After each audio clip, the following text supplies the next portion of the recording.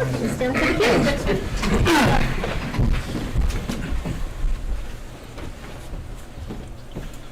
I pledge allegiance To the flag of the United States of America and to the republic for which it stands, one nation, under God, indivisible, with liberty and justice for all. All right. Just a reminder to silence your cell phones. We will start with the swearing in of our vacant Ward 2 seat, Councilor Scott Clinker.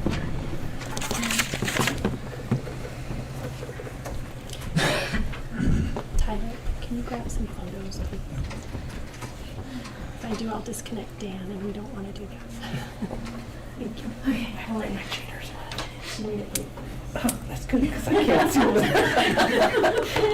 When you get old, it's hard to see, you know? All right, so raise your right hand. I state your name. I, Scott Klinkhammer, Do solemnly swear or affirm do solemnly swear or affirm that I will support the Constitution, that I will support the Constitution, the laws of the United States and the state of Colorado, the laws of the United States and of the state of Colorado, the municipal code and the ordinances of the city of Rush, the municipal code and the ordinance of the city of Rush, and that I will faithfully perform all of the duties pertaining to my office of Councilor Ward 2 to the best of my ability. and that I will faithfully perform all the duties pertaining to the office of Councilor Ward 2 to the best of my abilities. Okay. Congratulations. Thank you. Great.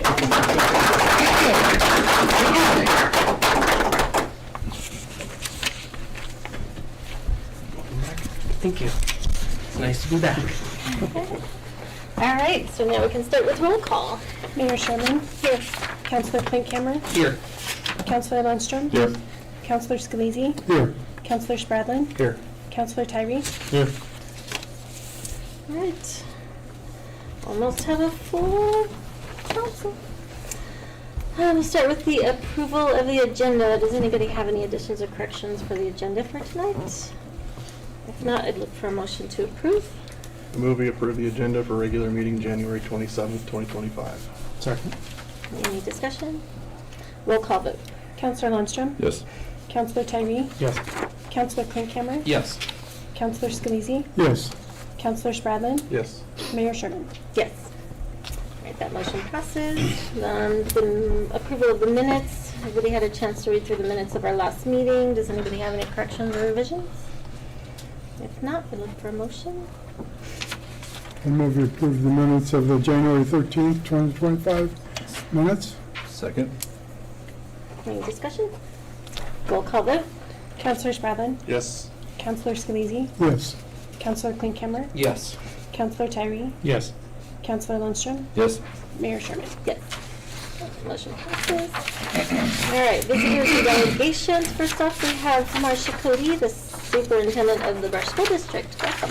Good evening. Thank you so much for allowing me to come before you.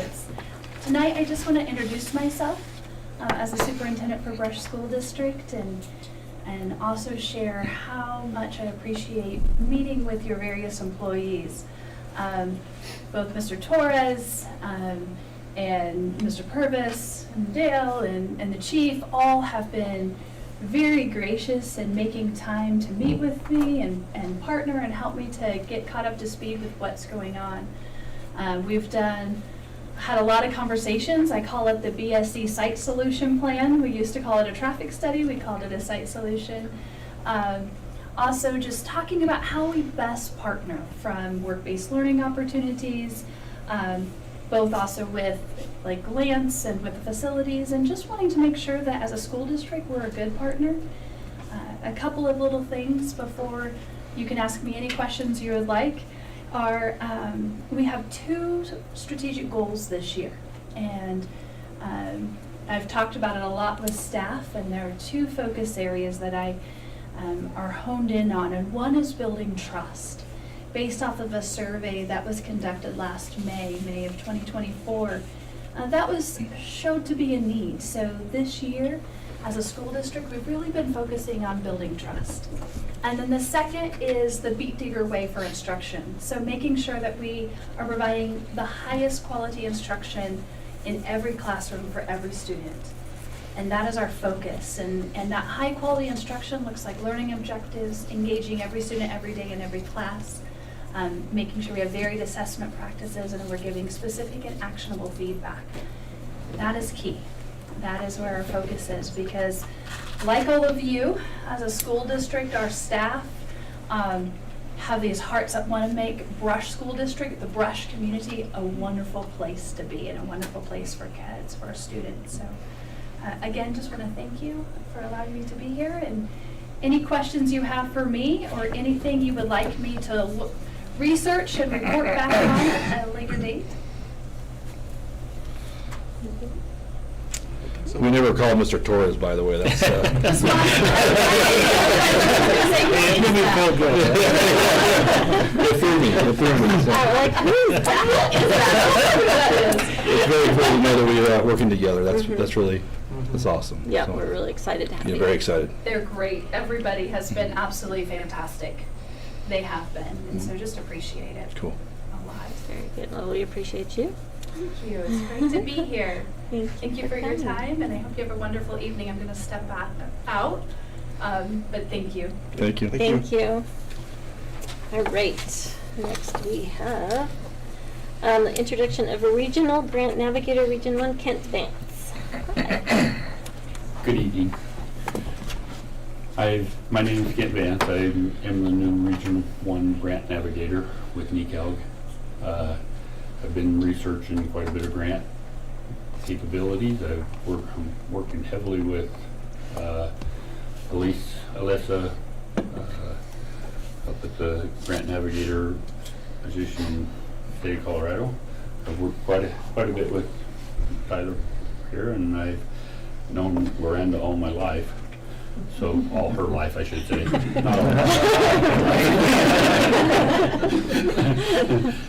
But she used to babysit my son, and so I'm very familiar with that. But I wanted to reach out and just say hi and just let everybody know that I would be glad to research and try to find some grants for any application that you guys happen to have. Even if it's a pet project, you know, it's like Washington County, there's several pet projects. I was the county commissioner over there for the last 4 years. And so I'm very much aware of what each person's agenda could be if they could get what they really wanted. And so I have no problem if you reach out to me anytime, and I can try to find you some money to help you move forward with a project that maybe there isn't enough funding within the city to do. Very good. So are there any questions? Yeah. Thank you. Appreciate you coming. Thank you. All right. And next we have citizens' comments. We have citizens invited to speak to council on any item that does not have a public hearing schedule. Is anybody here for public comment? Nope. Okay, we'll just move on then. All right, our first management item is our Counselor Ward 1 appointment. Last meeting, we had two brave souls come up and speak with us, and so we've all had a couple weeks to think about our answers, and so just if anybody would like to make a motion. Before we make a motion, I just want to put on record that after the meeting, I did watch the video to make sure that I got a chance to see both candidates. Perfect, thank you. Yeah, also, it's a tough decision. It always is. Because either way, I think we benefit. You know, there's not a bad choice here. Having said that, after a lot of soul searching, I move we appoint Tyler Horton to the Ward 1 seat. Second. Any discussion? All right, we'll go with roll call vote. Counselor Tyree? Yes. Counselor Klinkhammer? Yes. Counselor Spradlin? No. Counselor Lundstrom? Yes. Counselor Scalise? Yes. Mayor Sherman? Yes. All right. Majority on that one. So we had a majority vote for him, so congratulations, Tyler. And and Jacob, it really was a tough decision. It could have gone either way. Yeah. A lot of people on the Hill all week. for sure, Mhm. so. And Yes. when the election comes around, man, run, for sure, run. Yep. They need guys like you here, for sure. Yeah, so, yeah, we appreciate you guys both. So at the next meeting, we'll swear you in, which will be the second Monday of February, whatever day that is. The 10th. 10th. So, all right, we will move on to finance. I move we approve disbursements and payroll for January 14th, 2025 through January 27th, 2025, totaling $499,122.31. Second. Any discussion? Roll call vote? Counselor Scalisi? Yes. Counselor Tyree? Yes. Counselor Lundstrom? Yes. Counselor Spradlin? Yes. Counselor Klinkhammer? Yes. Mayor Sherman? Yes. That motion passes. All right, we're at staff reports. We'll start with Tyler Purvis, Community Development and Assistant Administrator. Right. Good evening, Madam Mayor, City Council. We've got quite a few things to go through fairly quick tonight. Feel free to interrupt me, or if you have any questions, you can wait till the end as well. Foremost, just keeping you updated on Central School project. Continues to, I guess you can say, kind of creep along. It slowed down for the continual construction on Phase 2, but it is still going forward. Last week, our building inspector, Juan, and I did a formal walkthrough for the first time since we gave them the to-do list a couple of months ago. So we went through, and although during that 2 months they sent us pictures and videos of some of the work they were doing, we wanted to go in and verify everything ourselves. 99% of the work was done. A couple of collar ties were not put on, and then one penetration still needed to be filled. But other than that, things are looking good over there. We did send the plans off, and I mentioned this last time as well, for a formal plan review for the existing phases and then the future phases as well to a third-party consultant. I thought I would have those comments back by now. I haven't gotten them yet, but we did have a meeting virtually with our plan reviewer the week before last, just to touch base since he's newer to providing those services for us. He's the one that provided that second walkthrough for us, or that report that we put together for council. And so we're utilizing his services going forward on the project since he did a good job being very thorough with everything. And so just waiting for some likely comments and red lines back on those plans. And then the developer is aware of that as well, so he's waiting for those too, and then I'll make all the necessary pivots as we need to from there. That's the short summary of where things are with the Central School project. While I was there, though, one of the residents was there, and I did ask them what their experience has been, and they expressed it was positive overall. It wasn't noisy, wasn't weird or smelly, or whatever might go through their head. So that was just one, but it was good to hear that. Moving on from there, the local capacity or local planning capacity grant that we got through the state for preparing for some different housing needs.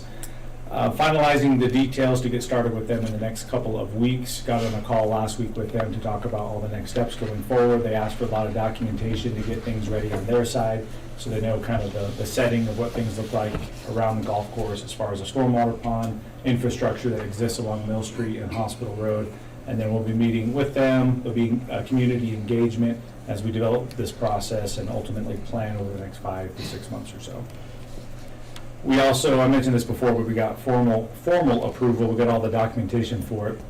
For the CDOT Revitalizing Main Street grant that we had applied for, it's just shy of $250,000. And so a big chunk of money that we're going to be putting toward fixing the pavers that were put down downtown back when we did the downtown revitalization. If you notice, not a lot of them, some of them have sunk, not quite even anymore. On the north side of Carrillo's, that was never finished. That'll be finalized as well as all the other ones getting repaired. But the biggest part of the grant is for the overhead festoon lighting in the 200 block of Clayton Street. And so that'll be the string lighting that runs across the street. And there's a company locally in Colorado that had put in a bid for that. And so I'll be meeting with them later this week to let them know. Actually, let them know already that we were awarded that, but the game plan going forward. So when we put the RFP out, we said we want it done by June of this year, and they were willing and able to do that. So that's still the game plan right now. So this summer we'll have that up, which will be a really exciting environment and addition to our downtown to draw more people and hopefully more businesses into our downtown area. The sign variance for the Maverick gas station that went before the Board of Adjustment recently, they did approve that. That was just for a bigger sign, more surface area. So they'll have one about the same size roughly as Love's, kind of right across the street, and then a taller one on the site itself, taller and bigger. Similar to Love's, because they asked for 2 signs on their site, and so same thing across the street. And those projects overall, we got through the building plan review and the civil plan review. We gave them the green light on both of those, so both Tractor Supply Company and Maverick can pull their building permits whenever they're ready to. So that's exciting as well. The airport, I mentioned before, opportunity came for us to utilize it for a weekend coming up in May for drag racing. So still having those discussions right now. We asked them to submit insurance to make sure everything is covered on our side. They recently did submit that to us, and so we have to review that. We sent it off to CIRSA, our insurance provider, to look at, to get some comments back from them. They had a couple questions, clarifications, and potential concerns about where it is right now, so we'll have to figure those out. If we can, then we can move forward with hopefully planning that event. Morgan County, this is more of an FYI, Morgan County is underway for amending the special use permit for the XL Pawnee Generation Station from conversion from coal fire to natural gas. Last week at the Planning Commission, they heard that and they recommended approval with the conditions going to the county commissioners, which is tomorrow. Likely to go forward, but just so you're aware of that process. So once that's approved, if it's approved, it likely will be.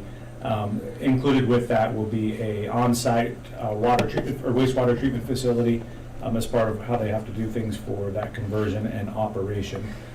But that'll be going forward, and I think they'll be up and running, I believe, by the end of the year, beginning of next year, under the new natural gas processing. The county, Monty had mentioned this before, did approve a solar project west of the golf course, and we have met with Pivot Energy, who received the approval. After the approval was given, when it came time for the resolution, the commissioners added an additional condition, which was working with the city of Brush on developing a plan to do some type of screening, something that satisfies us. And so we're working with them on that. Our thought is just bringing a landscape architecture in at their cost to work with us on designing something that serves their needs as well as our expectations for screening along that west side fence. If you golf along the 8th side, or the 8th hole there, that par 3, which I've never birdied before, but maybe one day. Maybe new trees will help. Yeah, maybe trees will do well before they grow though. Website, I've talked about it for a long time. Revision is being finalized, so I'm hoping this week and the next week, hopefully it'll be live and running for the community. And then lastly, I know Loranda normally announces these, but Ag Appreciation. I sit on the Chamber of Commerce Board, and we have this event every single year. It's happening this Friday night at the fairgrounds. It's open to the community.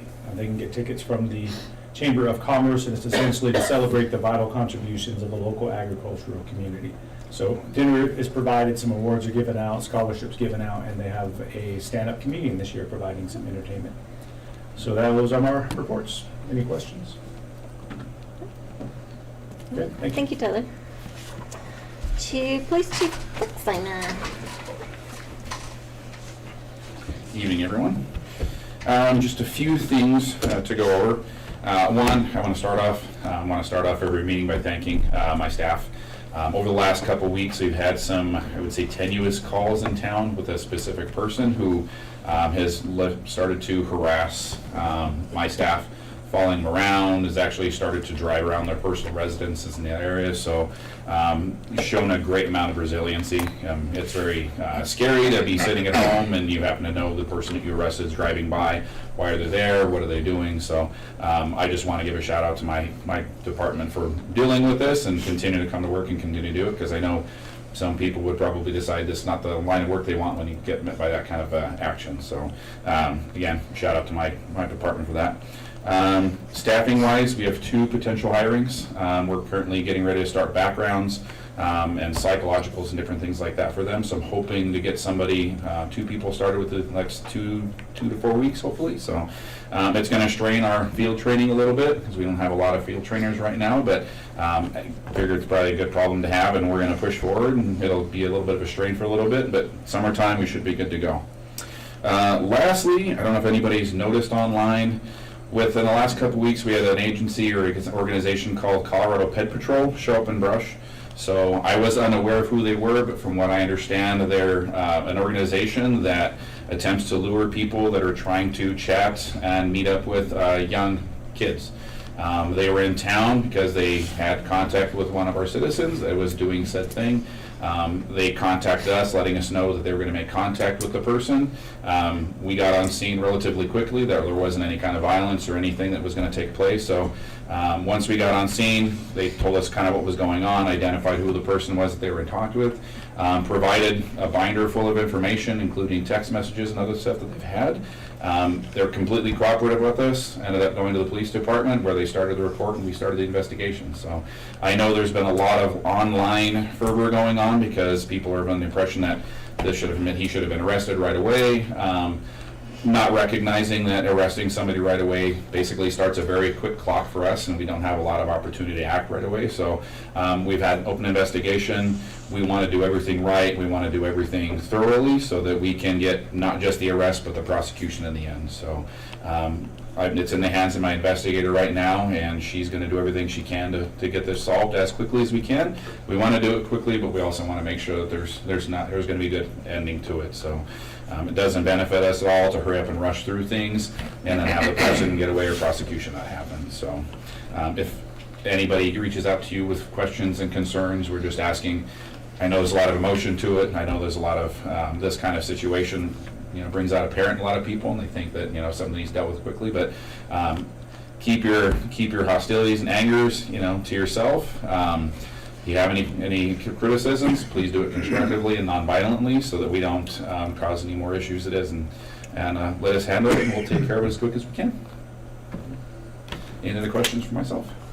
Just a quick shout out, kudos to you guys, for jumping in, helping out. I watched the video online and stuff like that, and, I'm glad that you guys are doing what you need, the whole vetting process and everything like that, and you're just not, jumping the gun. So kudos to you and your team. Cool, appreciate that. They did happen to mention that we were one of the fastest, if not the fastest agency to respond when they called, where honestly I think it kind of hurt a little bit on their back end, because part of it is the interruption, is the interaction between them and the person, and we got there quick enough that they really didn't get to go into it too much in detail, so which I was thankful for, because you never know how people are going to respond to things. The last thing I want is anybody to get hurt over something like this. How do you, I'm sorry, was you? No, I'm not. Oh, how do you stop him from running? I mean, if he's at home right now, right? Correct. So is there anything to stop that, or even? I mean, obviously the initial assessment is that he's, okay, I'm in trouble and I'm kind of being looked at, and he would potentially stop. But as it is right now, we don't have any way of controlling it other than, you're kind of caught, so you should probably be on the low and keep him from doing anything else. So. Gotcha. Okay. So, Once an arrest warrant is presumably secured, is there going to be an update via social media to the people that are apparently really interested in this? correct. Yeah, I already put one press release out. We did have one of the officers involved was receiving some personal messages and stuff indicating that she should have done something quickly and people are harmed because of these kind of things. So I put something out just to identify that we're working on it and continue to do so. But yeah, once we actually get to the point where there's going to be more, I said the press release I provided today was a little lacking in detail, persons and things like that, just to kind of keep it an open investigation. Once we go that direction, I'll put something else out to let everybody know more specifics. Awesome, thank you. Thank you. Fire Chief Bjork. Fire chief. Yeah. So, first off, it's an honor and a privilege to serve this department as a fire chief. I had a great mentor for my career here in Brush, going on 18 years with Chief Anderson. Loretta, his wife, told him he was retiring. Not Tad. She told him if he came home as a fire chief not to come in the front door. So he went to active retired. So he'll be heavily involved with our trainings moving forward, and he'll still run calls mainly during the day with Greg to ensure we have a good response. Second, last year we ran 328 calls for the department, which is the most in the history of the department, and it's not going to slow down, it's only going to increase. So far we're about 10 calls ahead of where we were at this point last year, so it's just going to increase for the volunteers. Currently, we have 25 on the department, with 2 more in the process of coming on, so numbers are creeping back up, which is a good thing. We're slotted for 35. I would love to have 35 and a wait list to come to council to say, hey, can we increase to bring more on, but we'll see if we ever get there. If you happen to see the old Suburban driving around to calls and stuff, so Kyler Massey is the assistant chief. He lives out of town. We finally figured out the electrical issue with it, so he is having that vehicle at his residence to respond to calls in, because by the time he goes from his house to the station, the trucks and everything are gone, so this will allow him to respond just directly to the scene. So don't think somebody's out joyriding in the Suburban. It's Chief Massey.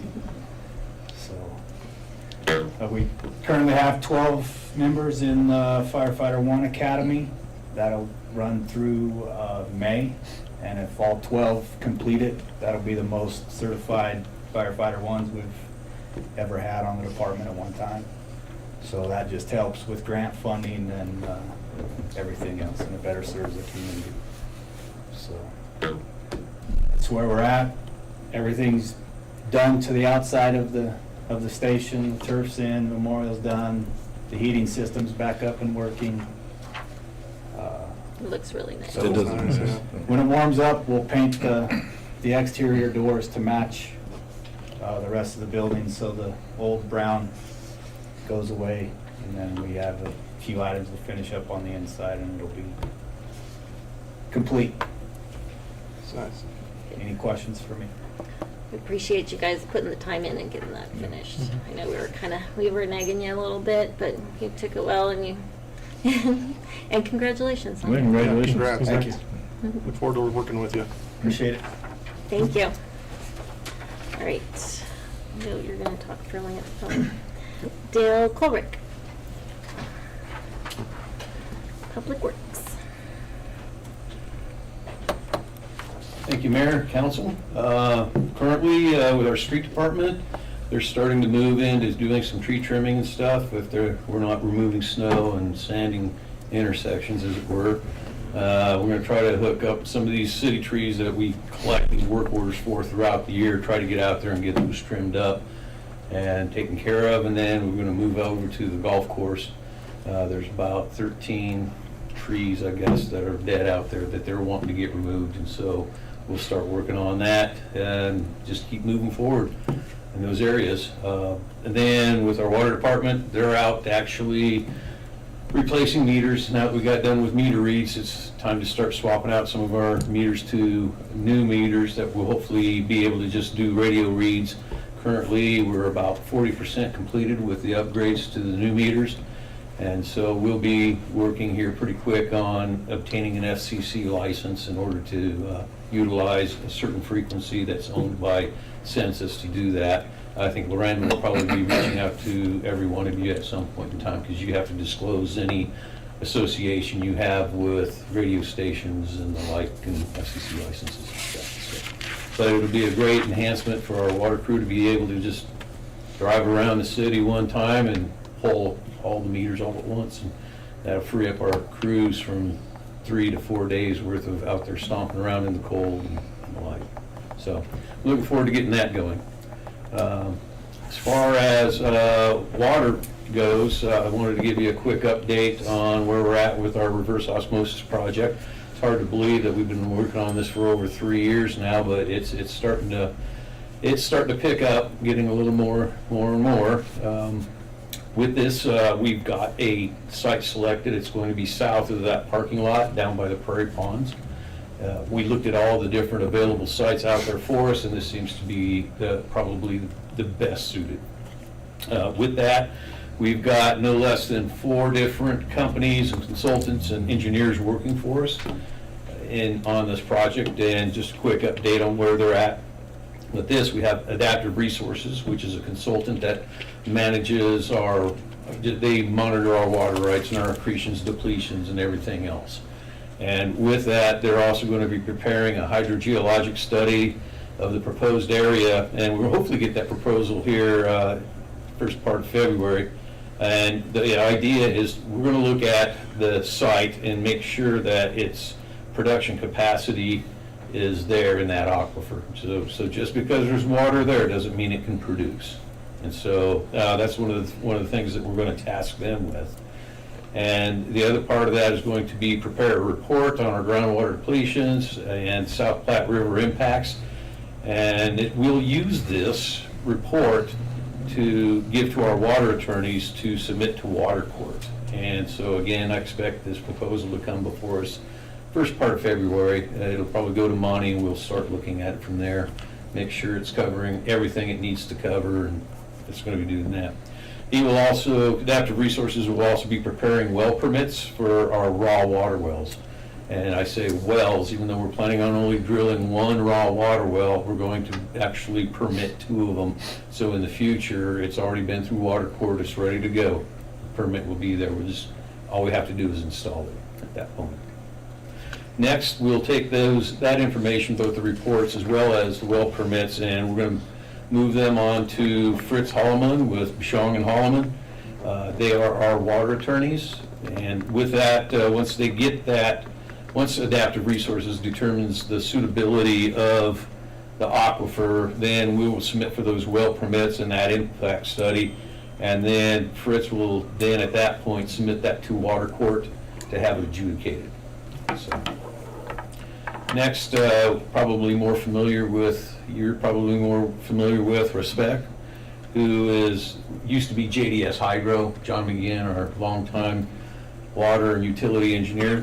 Anyway, they've been working on the facility layout and the process flow and instrumentation diagrams, and they're pretty close to completion. I don't think they've got much more work to do on that.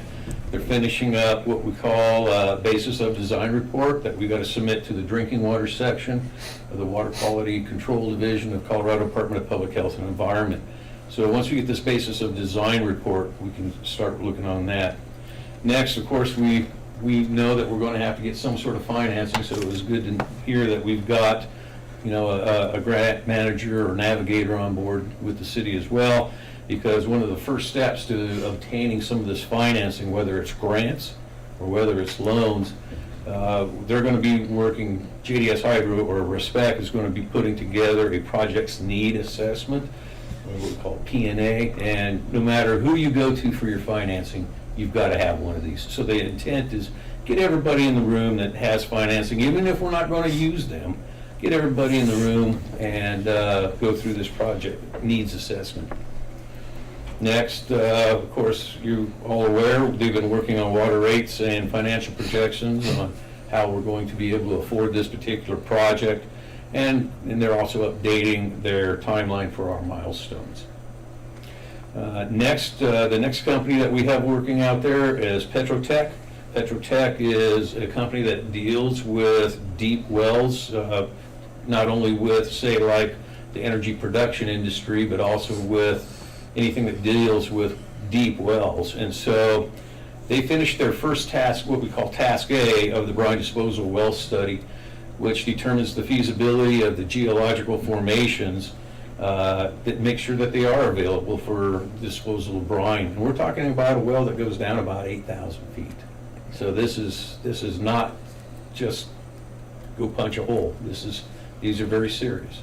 And then with that, they finished up with Task B, which is now the well design. So now that they found the geological formations we think are suitable, they went ahead and designed our deep well, and currently they are in the process of, they have applied, but we're still waiting on the EPA on a Class 1 injection well permit, and typically this takes about a year, and we're kind of closing in on that milestone now.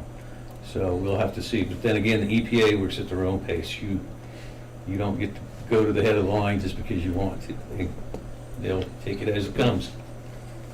And lastly, I have to also shout out for our staff. They've been doing quite a bit of monitoring of the wells that we've had, the preliminary wells, the monitoring wells we had put in that area, and tested the proposed site, over the last year to determine that water quality of the existing aquifer there, and just so we have a good idea on the design of the RO system, because there are several things that will interfere with the operation of an RO. Manganese and silica tend to be two of the most common ones that interfere with the operation of the membranes. So they've been out there doing this monitoring, and sometimes it's not the best of the weather, but they're getting it done. So shout out there, and I'll take any questions. I got one. Sure. Sorry. No. The reverse osmosis plant, where it's going to be built, is it going to interfere with the public access to the ponds? No. No, it just looked like it was kind of in that area. It is in that area, it's south of that parking lot. It'll be set back from that parking lot area where the hunters go in and everything like that. And we'll probably also have some sort of landscape screening, trees or bushes or something like that, kind of soften that up a little bit. But to be honest with you, it's just going to look just like a regular farmer's Quonset. Awesome. Thanks. So, or outbuilding. You won't know the difference. So, other than it's got a real nice parking lot. Okay, thank you. Thank you, Dale. Chris Bostrom, Finance.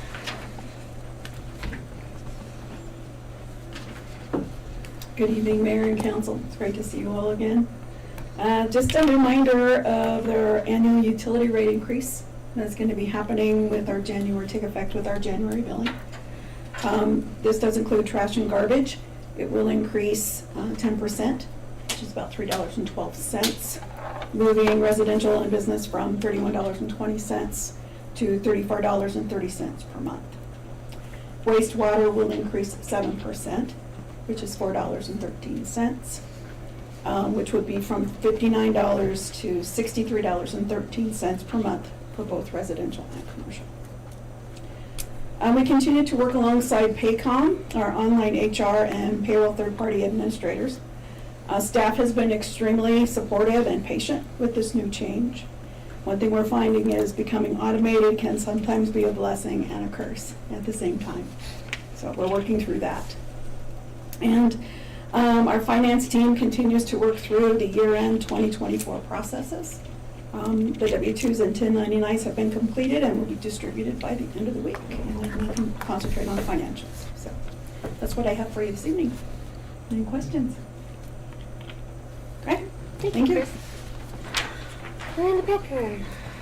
The only thing to report on tonight is follow-up to our last meeting when I mentioned that the Ortiz Event Center was having their liquor license hearing the following day.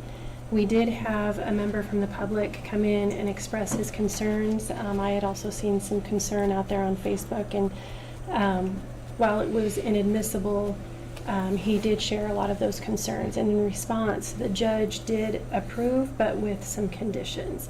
So I just wanted to make sure everybody's aware that it is approved, but they have quite a few requirements to meet first. So, and that's all I have. Okay. Dan Crump. I don't have anything for you this evening. I think we'll hear enough from me in executive session. Okay. Lonnie Torres. Mr. Torres. Okay, a few items. The first one is a thanks to all the first responders that went out to the airport today. We had the, I guess you call it a single engine aircraft that wrecked out on the runway of the city airport. And I was just impressed at how fast everyone was out there. You know, by the time I heard the scanner going off in the front office, cars were going down the highway, the fire trucks right after them. You had, I think, 4 different law enforcement agencies, and then brush fire was out there. But thank goodness the pilot was okay. Minor injuries, is my understanding. But it was. And I'm glad we had a smaller incident because we were able to exercise a few things. Just the good communication, and I did have to, I'm not sure if Tad's old cell number is your cell number. That's Kyler's. Okay, well, I texted the wrong person then. but it was good to see how fast everyone responded. And normally when these things occur, we have to put out the NOTAMs, and Tyler was on the phone getting a NOTAM put out just to, that's to notify any or other pilots that the airport's closed. And we'll leave it closed until the scene gets cleared. I'm not sure if it's still the case, but usually the aviation industry. State, federal have to give the okay to open back up the airport and the aircraft being moved. So we leave it on site, so it's still out there. I think, Brandon, you also secured the front area of the airport, so no looky-loos would go out there and mess with anything out there. But as soon as we get that reopened, Tyler can release that NOAA, and then life goes on. I think the next step is the insurance company usually hires their own people to move the aircraft. That way, nothing's broken additionally on the aircraft, and no one else assumes that liability. So that's normally how those work. So it was good to see everyone work well together. Other thing I was going to mention for Lance is each of the council members received a flyer from Lance, and it's on the Active Older Adults meeting. It's a meet and greet meeting this Friday at 10 a.m. at the VFW. The VFW has agreed to work with the city, and we're still working out some of those details, but to allow for this space for the active older adults to meet. And essentially, well, this goes back to priorities of the city council of working on active older adults and programming for active older adults. So this is the first step. I guess I'm gonna say this is the second step. First step was probably about 6 months ago. Lance had a couple meetings and talked about what the adults would like to see as far as opportunities and programming in the city of Brush. And then we had to secure a location, so now we have a location with the VFW. And each month, this next phase it's going into, I think it's the third phase, is a monthly meeting where they just do meet and greets, and they talk about how they want to form and come up with ideas to generate for Lance and how we can support those. And so we're excited to see that kick off finally. The other thing I was going to mention was we've had for a number of years a priority to actively or increase our marketing of the Brush Agri Park. The Brush Agri Park was the old feedlot north of town. We purchased it, I think 10 years ago. Is that right? About 10 years ago. And well, actually, first thing was Tyler put together a master plan for the project site, or the old feedlot. And then Dale had a creative way of getting rid of all the old pens and corrals by letting farmers, or those who wanted manure, they'd come out, pick up manure. Those who wanted the old post and wood out there, the poles, for their crafts and hobbies, they came out and picked up a bunch of those. Then we sold off a few things out there as well.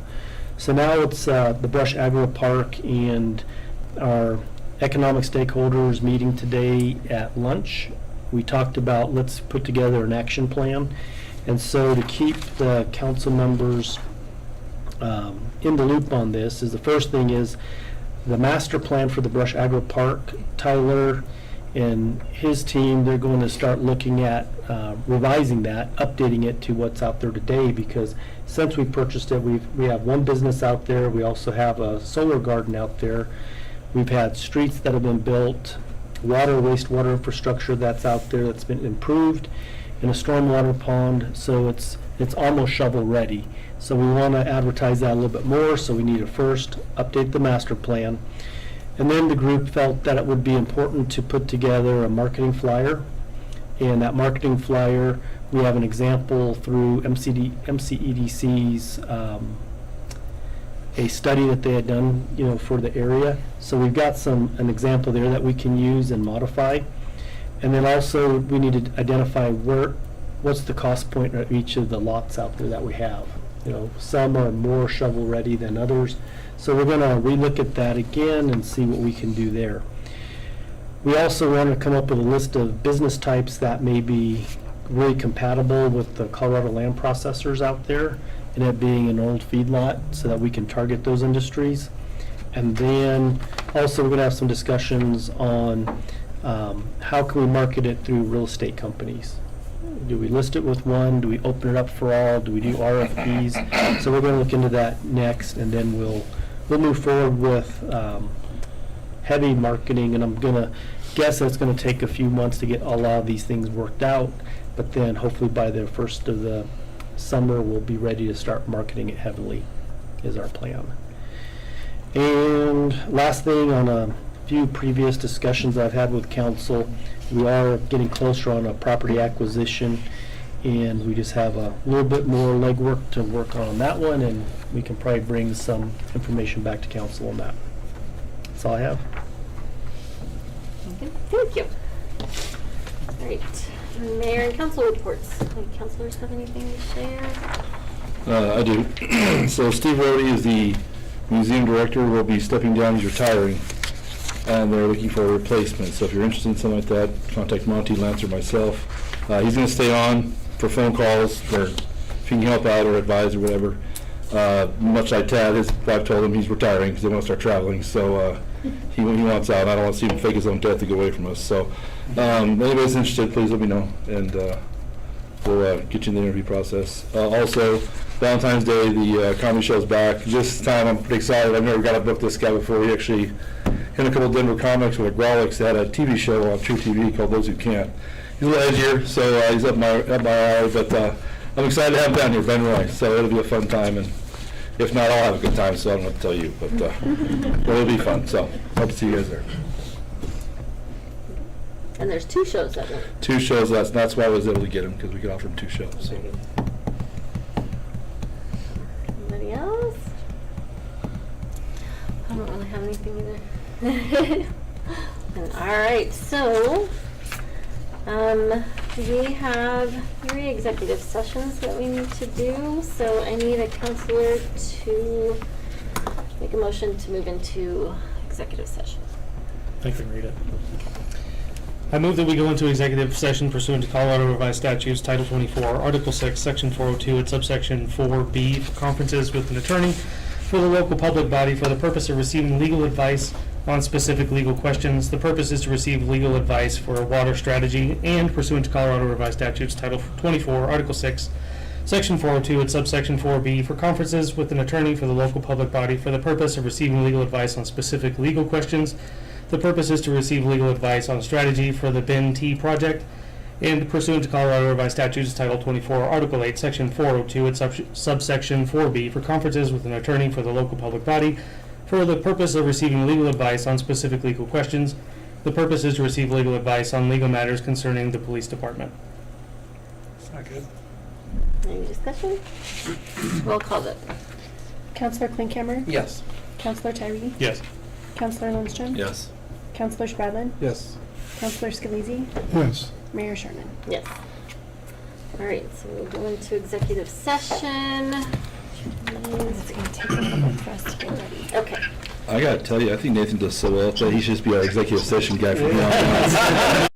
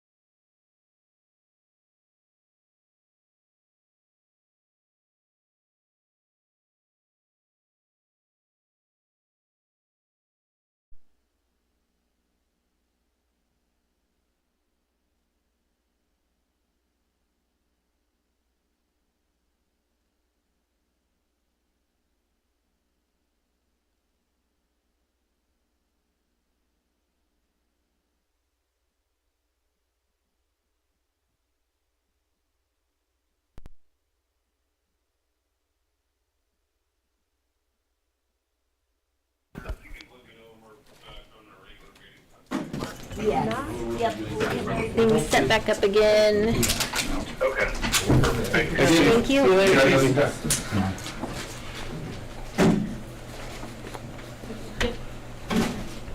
Thank you, Chan. You guys want some? We are good to go. Okay. I've been watching your weight loss TikToks, man. You sure Yeah, no, I don't give That's you're inspiring. We're broadcasting again, just so you guys. Oh, we still got it. Thank you, Garcon. We're gonna go to the school districts, providing the recording stuff, the audio visual. Okay, so we're coming back into regular session. Our city attorney will make an announcement. Thank you, Mayor. My name is Dan Krob. I'm the city attorney. The time is now 7:47 p.m. I'll note for the record we're just returning from an executive session, actually 3 of them. I was present throughout the conversations. Conversations were within the scope of the statute. As the city attorney, the attorney-client privilege attaches. Thank you, Mayor. Thank you, Dan. All right, and we don't need, there was nothing to vote on. There's no motion needed, so I would look for a motion to adjourn. I move we adjourn. Second. All in favor, say aye. Aye. We're working to our, that was quick, our work session. Yeah. Okay, now we can have snacks, Larry. You know where we sat down, see